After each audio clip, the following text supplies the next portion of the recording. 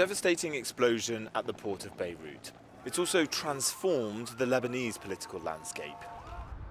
Accusations of corruption and lack of transparency are already being levelled at the weeks-old government of Prime Minister Najib Mikati.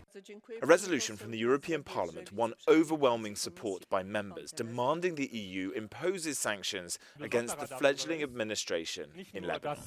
We need to be very quick, and we ask for strong sanctions now, because if there is strong sanctions, it will be easier for the government or other part of the society in Lebanon.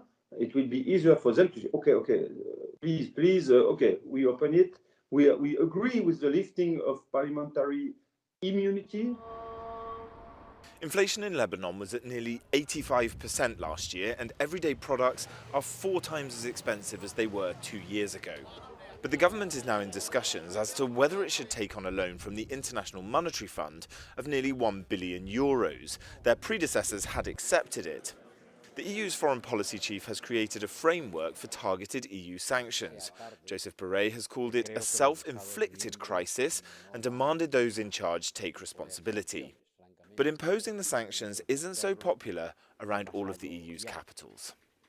Most Europeans are now going to give that government a bit of time. They're going to give the Lebanese elite the benefit of the doubt and see whether they can actually implement some necessary reforms, secure this IMF loan. If they can, I think they're going to hold off sanctions. And I think, frankly, the European demands today are much lower than they were 6 months ago. Frankly, it's just a semi-functioning government, some limited reforms. It's not the kind of sweeping reforms that we were talking about 6 months ago.